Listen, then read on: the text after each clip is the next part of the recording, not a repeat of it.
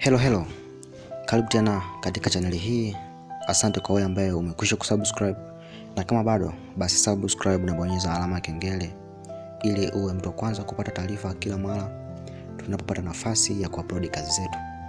Leo tutazungumzia baadhi ya vitu ambavyo vinakula muda wako. Baadhi ya vitu vinavyokula muda wako.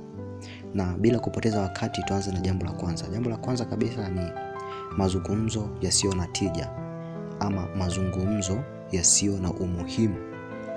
Unnecessary conversation. Hii inaweza ikawa ni mazungumzo ya kwa njia ya simu au mazungumzo ya ana kwa ana ukiwa na marafiki, ndugu au familia. Utakuta muda mwingi sana unapotea kwa namna ambayo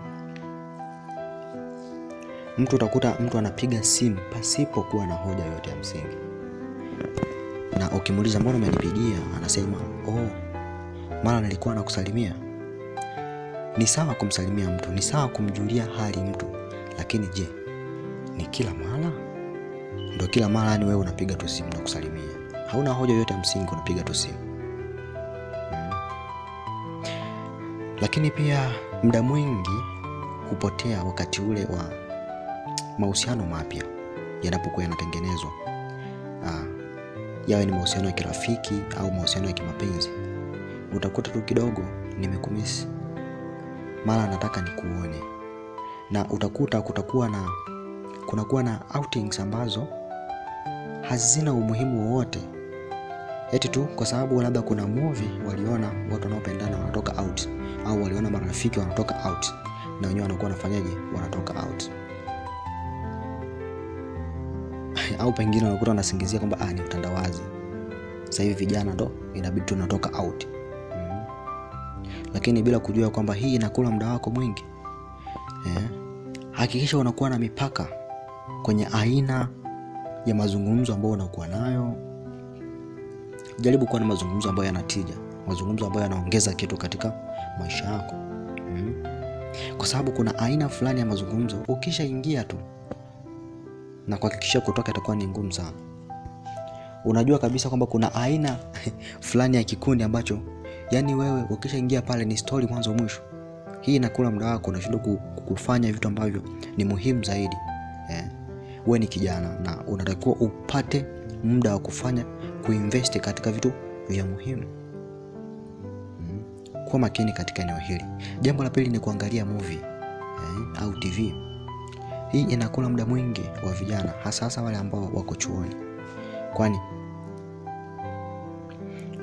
unakuta wanasema ni sehemu ya refreshment na wana enjoy bila kufahamu kwamba muda unapotea. Hatukatai kuangalia movie. Je, wewe una uwezo kujiendesha kwamba ikifika ni muda wa ratiba zingine utaweza kweli kuacha movie na kwenda kuzifanya ratiba hizo? Ni vyema ukafanya maamuzi sahihi kuhusu hili swala, kwani linakula muda kuliko kawaida.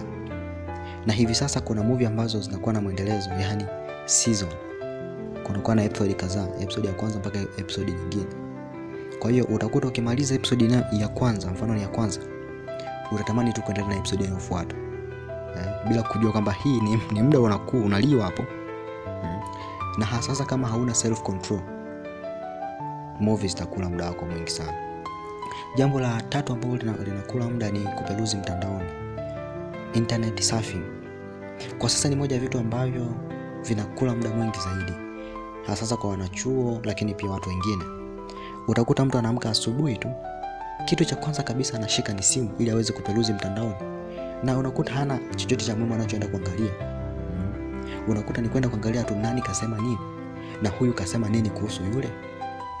Pengine ni vichekesho ndivyo anavyoenda kuangalia.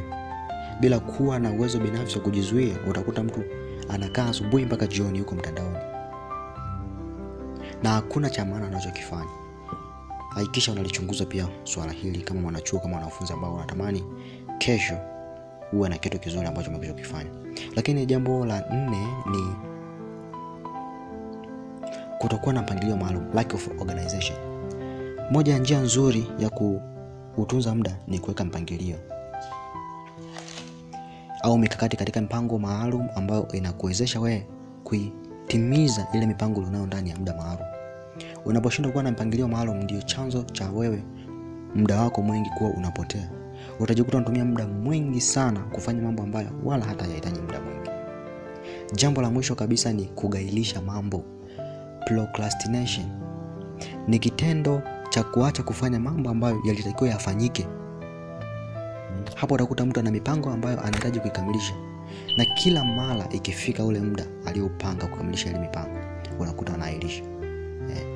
Na mara nyingi zaidi unakuta ana kila resource, ana kila sababu ya kuanza kufanya lile jambo, lakini utakuta anaahirisha, anagailisha, anasema nitafanya wakati mwingine. Hapo utakuta mwishoni anakuwa na mambo mengi ambayo anahitaji kuyakamilisha, lakini anakuwa na muda mchache sana.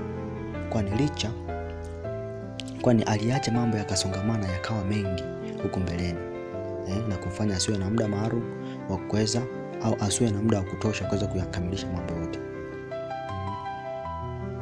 Asante sana kwa muda wako. Usiache kulike, kushare na kucomment kile ambacho umejifunza, ili tujifunze pamoja, na bila kusahau subscribe.